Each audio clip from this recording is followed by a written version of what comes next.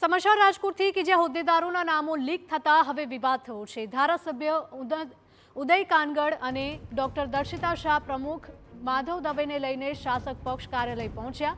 માધવ દવે દ્વારા સંકલન બેઠકમાં નામો જાહેર કરતા વિવાદ થયો છે। ભાજપના સિનિયર આગેવાન નીતિન ભારદ્વાજ પણ પહોંચ્યા।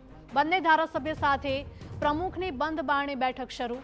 તો રાજકોટના મેયર પદે નરેન્દ્રસિંહ જાડેજા, રાજકોટમાં મેયર તરીકે નરેન્દ્રસિંહ જાડેજા સહિત standing chairman Dilip Lunagariya, deputy mayor Dakshaben વાસાણીની આ સાથે દંડક મિત્તલબેન બલાઠિયા તથા શાસક પક્ષના નેતા હિરેન ખીમાણી। અમારા સંવાદદાતા રોનક વધુ અપડેટ સાથે જોડાઈ ગયા છે। રોનક, રાજકોટમાં ગરમાવો આવ્યો છે, હોદ્દેદારોના નામો લીક થતા હવે વિવાદ થયો છે, શું વધુ અપડેટ?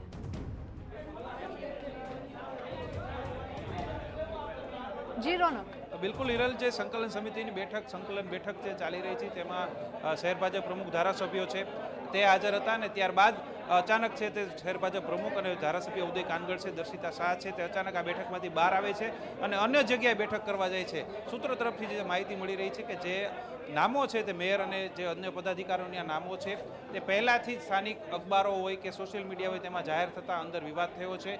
એ જ નામો શહેર ભાજપ પ્રમુખ દ્વારા જાહેર કરવામાં આવ્યા હોય તેવી સૂત્રો તરફથી માહિતી મળી છે ને તે બાદ વિવાદ થયો હોય તેવી શક્યતા છે તે રહેલી છે ને અત્યારે બંધ બારણે અલગ અલગ બેઠકો છે તે ચાલી રહી છે ને કોકડું ગુચકાયું હોય તેવી શક્યતા છે તે રહેલી છે। અત્યારે આ દ્રશ્યો બતાવી રહ્યા છીએ કે જે સ્ટેન્ડિંગ કમિટીનો જે હોલ છે ત્યાં આ બેઠક છે તે ચાલી રહી છે। તમામ કોર્પોરેટરો છે તે આ બેઠકમાં હાજર છે।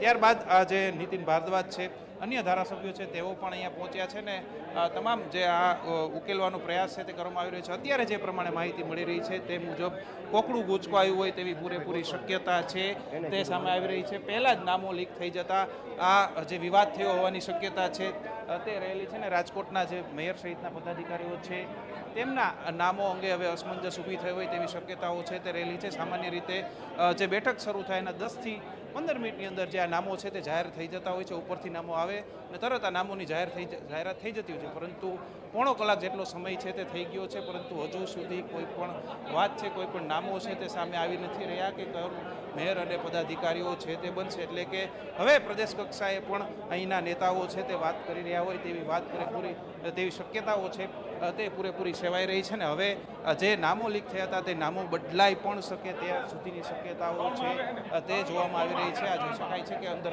સતત બેઠકનો દોર છે તે ચાલી રહ્યો છે। ધારાસભ્યો હોય, ભરત બોગરા છે તે પણ પહોંચ્યા હતા અને હવે ઉપર પ્રદેશ કક્ષાએ છે તે વાત ચાલી રહી છે ને હવે આ જે નામો જાહેર થઈ ગયા હતા તે શું બદલાય છે કે કેમ કે પછી એ જ નામો છે, લીક થઈ ગયેલા નામો છે તે જ સામે આવે છે કે કેમ તે જોવું મહત્વનું રહેશે। બિલકુલ રોનક, માહિતી બદલ આપનો આભાર। તો રાજકોટમાં હોદ્દેદારોના નામો લીક થતા હવે વિવાદ થયો છે।